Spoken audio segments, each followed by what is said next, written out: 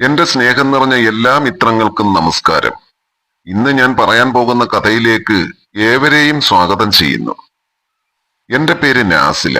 വീട്ടിൽ ബാപ്പായും ഉമ്മായും ഒരനിയത്തിയുമുണ്ട്. എന്റെ നിക്കാഹ് കഴിഞ്ഞ് ഒരു മാസമായപ്പോൾ ബാപ്പ മരിച്ചു. ബാപ്പായ്ക്ക് മാങ്ങാ കച്ചവടമായിരുന്നു ജോലി.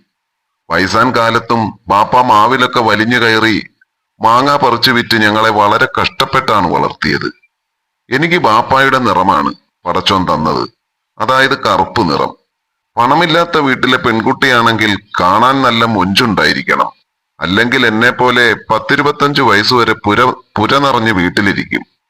അവസാനം വന്ന ആലോചനയായിരുന്നു അനീസിൻ്റെത്. പുള്ളിക്കാരൻ എന്നേക്കാൾ 12 വയസ്സിന് മൂപ്പുണ്ട്. പുള്ളി ഒന്ന് കെട്ടി ഒഴിഞ്ഞതുമാണ്. അതുകൊണ്ട് സാമ്പത്തികം ഒന്നും കൊടുക്കേണ്ടി വന്നില്ല, കൊടുക്കാനൊട്ടില്ല താനും.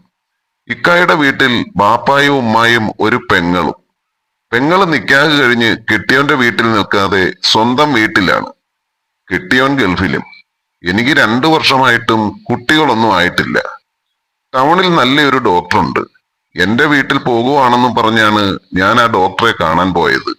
ഇക്കാടെ വീട്ടിലിറങ്ങിയാൽ അമ്മായിയമ്മയ്ക്ക് അത് മതി. എന്റെ കുറ്റവും കുറവും കണ്ടുപിടിക്കലാണ് അവരുടെ പ്രധാന ജോലി. ഡോക്ടറെ ചെന്ന് കണ്ടപ്പോൾ ചില ടെസ്റ്റൊക്കെ നടത്തി. എനിക്ക് കുഴപ്പമൊന്നുമില്ല. ഇനി ഹസ്ബൻഡിനെ കൂട്ടി വരാൻ പറഞ്ഞു. ഇക്കയാണെങ്കിൽ എന്റെ അടുത്ത് ഒരു നിമിഷം പോലും നിൽക്കില്ല. അങ്ങനെയുള്ള ആളിനെ എങ്ങനെയാണ് ഡോക്ടറുടെ അടുത്ത് കൊണ്ടുപോകുന്നത്? ഇതിപ്പോ എന്റെ കുഴപ്പമായിരുന്നെങ്കിൽ ആരും അറിയാതെ മരുന്ന് കഴിച്ചാൽ മതിയായിരുന്നു.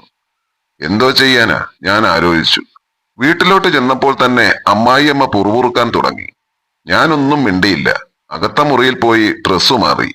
ഭക്ഷണമെല്ലാം കഴിച്ചു കഴിഞ്ഞ് ഞാൻ എന്റെ ഉറ്റ സുഹൃത്തായ നസറത്തിനെ വിളിച്ചു. എന്ത് കാര്യമുണ്ടെങ്കിലും തുറന്നു പറയുന്ന ഒരു കൂട്ടുകാരിയാണ് അവൾ. ഞങ്ങൾ ഒരുമിച്ചാണ് പഠിച്ചത്. എന്റെ അമ്മായിയമ്മയുടെ സ്വഭാവം കാരണം അവൾ ഇങ്ങോട്ട് വരാറേയില്ല. വല്ലപ്പോഴും ഞാൻ അവളുടെ വീട്ടിലേക്ക് പോകും.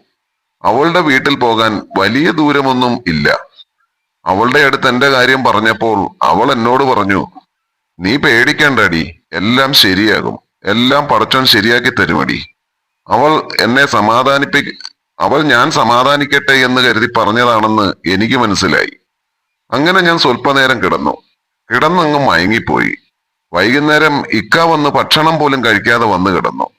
നസറത്ത് അവളുടെ കെട്ടിയോൻ വന്നപ്പോൾ ഞാൻ പറഞ്ഞ കാര്യം നസറത്ത് കെട്ടിയോനോട് പറഞ്ഞു. അത് കേട്ട് അങ്ങേര് അവളോട് ചിരിച്ചുകൊണ്ട് പറഞ്ഞു, നീ അവളോട് ആരെയെങ്കിലും കൊണ്ട് കാര്യം സാധിക്കാൻ പറ, അപ്പോൾ പ്രശ്നത്തിന് പരിഹാരമാകുമല്ലോ. അത് കേട്ട് അവൾ അയാളോട് ദേഷ്യപ്പെട്ടു. പിറ്റേന്ന് അവൾ വിളിച്ചപ്പോഴാണ് അവളുടെ ഹസ്ബൻഡ് ഇങ്ങനെ പറഞ്ഞ കാര്യം ഒരു തമാശ രൂപേണ നസറത്ത് എന്നോട് പറഞ്ഞത്. ഞാൻ ചിരിച്ചു, എന്നാലും അതെന്റെ മനസ്സിൽ കൊണ്ടു. വൈകുന്നേരം ഞാൻ അവളെ വിളിച്ച് അവൾ രാവിലെ പറഞ്ഞ കാര്യം അവതരിപ്പിച്ചു. എടീ പെണ്ണെ, അത് ഇക്ക ഒരു തമാശ പറഞ്ഞതാ, അവൾ പറഞ്ഞു. അല്ലടി, ഞാനും അതിനെപ്പറ്റി ചിന്തിച്ചു. സംഭവം ശരിയാ. ഒരു കുഞ്ഞുണ്ടെങ്കിൽ ഇവിടെ എനിക്കൊരു സ്ഥാനമുണ്ടാകുമെടി. ഇപ്പോൾ തന്നെ ഇവിടെ പലരും അതിന്റെ പേരിൽ എന്നെ കളിയാക്കുന്നുണ്ട്. എടീ, എല്ലാം ശരിയാകും, നീ വിഷമിക്കണ്ട, അവൾ പറഞ്ഞു. ഞാൻ കട്ടിലിൽ തിരിഞ്ഞും മറിഞ്ഞും കിടന്ന് ആലോചിച്ചു. നസറത്തിന്റെ കെട്ടിയോൻ പറഞ്ഞതിലും കാര്യമുണ്ട്. അങ്ങനെ പലരുടെയും മുഖങ്ങൾ എന്റെ മനസ്സിലൂടെ മിന്നി മറഞ്ഞു. പക്ഷേ ആരുമായി, എങ്ങനെ, എവിടെ വച്ച്? ഇങ്ങനെയുള്ള ചോദ്യങ്ങൾ എന്റെ മുന്നിലോട്ട് വന്നു. നിക്കാഹ് കഴിഞ്ഞ ആദ്യ ദിവസങ്ങളിലൊക്കെ എന്നെ താഴെ നിർത്തിയിരുന്നില്ലിക്ക. പക്ഷേ ഇപ്പോൾ പേരിനെങ്ങാനും ആഴ്ചയിലൊന്നോ മാസത്തിലൊന്നോ അതെങ്ങാനും ആയാലായി. അതിലൊന്നും എനിക്ക് വലിയ വിഷമമില്ല. പടച്ചോൻ നമ്മുടെ കൈക്ക് ആരോഗ്യം തന്നിട്ടുണ്ടല്ലോ. പക്ഷേ എനിക്കൊരു കുട്ടിയെ വേണം. ഇപ്പോൾ അതാണ് എന്റെ മനസ്സ് മുഴുവൻ. വൈകിട്ട് കെട്ടിയവൻ വന്നപ്പോൾ നസറത്ത് കാര്യങ്ങളെല്ലാം പറഞ്ഞു. താനൊരു തമാശയ്ക്ക് പറഞ്ഞതാ, അവൾ ഇതങ്ങ് കാര്യമായിട്ട് എടുത്തോ? അത് അയാളുടെ മനസ്സിൽ ഒരു കുളിർമഴ പെയ്യിച്ചു. കറുപ്പാണെങ്കിലും കിടിലനൊരു സാധനം അനാസില. കറുപ്പിന് 7 അഴകാണെന്നാണല്ലോ. അവൾ ഇവിടെ വരുമ്പോൾ നമ്മുടെ ബീവി കാണാതെ അവളെ ഞാൻ ഒളിഞ്ഞു നിന്ന് നോക്കാറുണ്ടായിരുന്നു. എടീ, എന്നാൽ പിന്നെ ഞാനൊന്ന് ശ്രമിച്ചു നോക്കിയാലോ?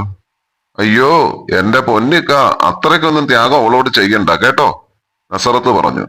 വേണ്ടെങ്കിൽ വേണ്ട, നമ്മളൊരു ഉപകാരം ചെയ്യാമെന്ന് വിചാരിച്ചപ്പോ അയ്യോ വേണ്ടായേ ഈ ഉപകാരം. നിങ്ങൾ കിടന്ന് ഉറങ്ങാൻ നോക്കിയേ. നസറത്ത് ദേഷ്യത്തിലാണത് പറഞ്ഞത്. ഏതു വിധേനയും ഒരു കുട്ടി വേണം. ഇല്ലെങ്കിൽ ഈ തള്ള എന്നെ ഇവിടുന്ന് പറഞ്ഞു വിടും. ഞാൻ ഫോണെടുത്ത് നസ്രത്തിന്റെ ഫോണിലേക്ക് ഒരു മിസ്ഡ് കോൾ അയച്ചു.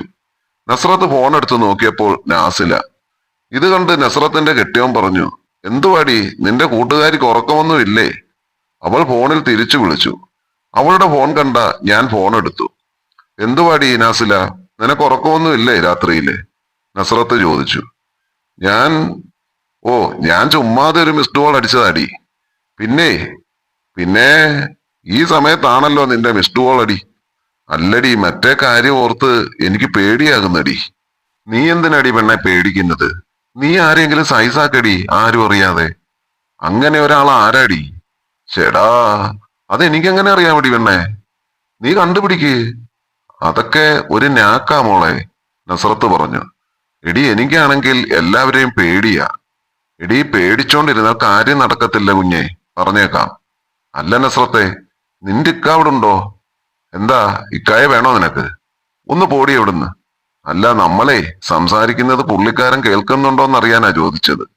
ഏയ് ഇല്ലടി, ഇക്ക ഇതുവരെ വന്നിട്ടില്ല, അവൾ കള്ളം പറഞ്ഞു. എന്നാൽ ശരിയടി, ഞാൻ നാളെ രാവിലെ വിളിക്കാം. നാസില ഫോൺ കട്ട് ചെയ്തു. വീട്ടിൽ വല്ലപ്പോഴും ജോലിക്ക് വരുന്ന ബംഗാളി പയ്യൻ മുതൽ എന്റെ അമ്മായിയപ്പൻ വരെ എന്റെ മനസ്സിലൂടെ കടന്നുപോയി.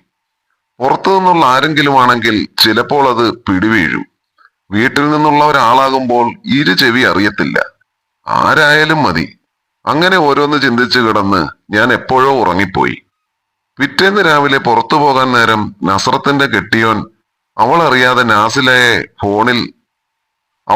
നാസിലയുടെ ഫോൺ നമ്പർ അടിച്ചു മാറ്റി. കിട്ടുവാണെങ്കിൽ ഊട്ടി, അല്ലെങ്കിൽ ചട്ടി. അയാൾ അതും പറഞ്ഞുകൊണ്ട് നാസിലയുടെ നമ്പർ സേവ് ചെയ്തു. ഇക്ക കാലത്ത് തന്നെ പോകും, അമ്മായിയപ്പൻ മാത്രമേ പുറത്തു കാണൂ.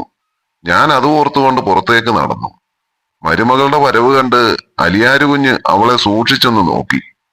എന്റെ കയ്യിൽ വാപ്പായ്ക്ക് കൊടുക്കാനുള്ള ചായയും ഉണ്ടായിരുന്നു. ചായ കൊടുത്ത ശേഷം ഞാൻ തിരിച്ചു നടന്നു. ഞാൻ തിരിഞ്ഞു നടക്കുമ്പോൾ വാപ്പ എന്നെ നോക്കുമെന്ന് എനിക്കറിയാമായിരുന്നു. ഞാനൊന്ന് പാളി നോക്കി. എന്റെ ഉദ്ദേശം ശരിയായിരുന്നു. ഞാൻ വേഗം അകത്തേക്ക് കയറിപ്പോയി. പല ചോദ്യങ്ങളും അലിയാരിന്റെ മനസ്സിൽ ഉയർന്നു വന്നെങ്കിലും അയാൾ ഒന്നും മിണ്ടിയില്ല. പിന്നെ പലപ്പോഴും വാപ്പ എന്നെ ശ്രദ്ധിക്കുന്നുണ്ടെങ്കിലും ഞാൻ അതെല്ലാം മൈൻഡ് ചെയ്യാതെ എന്റെ ജോലികളിൽ മുഴുകിയിരുന്നു. എന്റെ ഒരു നോട്ടം കൊണ്ട് വാപ്പായുടെ മനസ്സ് കലുഷിതമാക്കിയപ്പോൾ എനിക്ക് അഭിമാനം തോന്നി. അങ്ങനെ അടുക്കള ജോലിയെല്ലാം കഴിഞ്ഞതിന് ശേഷം ഞാൻ കുളിക്കാൻ കയറി. ഇതിനിടയിൽ നസ്രത്തിന്റെ ഹസ്ബൻഡ് നാസർക്ക ഫോൺ എടുത്ത് നാസിലയുടെ നമ്പറിൽ ഒരു മിസ് കോൾ അടിച്ചു. കുറച്ചു കഴിഞ്ഞ് ഒരു മിസ് കോൾ കൂടി അടിച്ചു. വിളിക്കാനൊരു ഭയം. ഇനി തന്റെ നമ്പർ അവളുടെ കയ്യിലെങ്ങാനും ഉണ്ടെങ്കിലോ, അയാൾ വിചാരിച്ചു. ഞാൻ എന്റെ മൊബൈൽ നോക്കുമ്പോൾ 2 മിസ്ഡ് കോള് കിടക്കുന്നു. നാസർ എന്ന് പേര് കാണിക്കുന്നു. ഇതേത് നാസറാ? ഞാൻ ചിന്തിച്ചു. ഇനി നസ്രത്തിന്റെ കെട്ടിയവനാണോ? ഞാൻ അവളുടെ ഫോണിലേക്കൊന്ന് വിളിച്ചു. അവൾ ഫോൺ എടുത്തു. എന്താടി? നസ്രത്ത് ചോദിച്ചു. നീ എന്നെ ഇങ്ങോട്ട് വിളിച്ചോ? ഇല്ലടി, നസ്രത്ത് പറഞ്ഞു. എനിക്ക് കാര്യം മനസ്സിലായി. അവൾ അറിയാതെയാണ് നാസർക്ക എന്നെ വിളിച്ചത്. ഇതുവരെ ഇല്ലാത്ത ഒരു വിളി. എന്തിനായിരിക്കും അങ്ങേര് വിളിച്ചത്? എന്തെങ്കിലും കാര്യത്തിനായിരിക്കുമോ? പെട്ടെന്നാണ് നാസർക്കയുടെ കോൾ വീണ്ടും വന്നത്. എന്താണെന്ന് അറിയാമല്ലോ. ഞാൻ ഫോൺ എടുത്തു. ഹലോ. നാസിലയുടെ ശബ്ദം കേട്ട് നാസർ ഒന്ന് പരിങ്ങി. ഹലോ, ഇത് ആരാണെന്ന് പറയാമോ? ഇത് നാസർക്കയാണോ? ഞാൻ ചോദിച്ചു. അതെ, നാസറാണ്. ആ, എന്താ പതിവില്ലാതെ ഒരു വിളി? ഏയ് ഒന്നുമില്ല, ചുമ്മാതെ വിളിച്ചതാ. പിന്നെ ഞങ്ങൾ കുറച്ചു നേരം കൊച്ചുവർത്തമാനം പറഞ്ഞിരുന്നു. അതിനുശേഷം ഫോൺ കട്ട് ചെയ്തു. എന്തായാലും അവളെ തനിക്ക് കിട്ടുമെന്ന് നാസറിന് മനസ്സിലായി. അയാൾ സന്തോഷം കൊണ്ട് തുള്ളിച്ചാടി. ഇതുവരെ നാസർക്ക ഇങ്ങനെയൊന്നും തന്നോട് പറഞ്ഞിട്ടില്ല. കേൾക്കാനൊരു സുഖമൊക്കെ ഉണ്ടായിരുന്നു. എന്തായാലും എന്ത് നടക്കുമെന്ന് നോക്കാം, ഞാൻ ചിന്തിച്ചു. ഉച്ച കഴിഞ്ഞ് നസറത്ത് എന്നെ വിളിച്ചു. എന്തായിടി, വല്ലതും ശരിയായോ?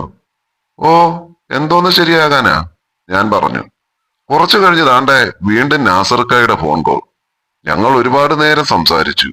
നാസർക്കയുടെ സംസാരം കേൾക്കുമ്പോൾ തന്നെ എനിക്ക് ഏതാണ്ടൊക്കെ തോന്നിത്തുടങ്ങി. എന്റെ മനസ്സ് മുഴുവൻ മറ്റേതായിരുന്നു. പെട്ടെന്നാണ് നാസർക്ക ചോദിച്ചത്, നാസില, ആരും അറിയാതെ ഒന്ന് തരുമോ? അത് കേട്ടപ്പോൾ എനിക്ക് വീണ്ടും എന്തോ പോലെയായി. അങ്ങനെ ഞങ്ങൾ രണ്ടുപേരും കൂടി എല്ലാം സംസാരിച്ച് ഓക്കെയാക്കി.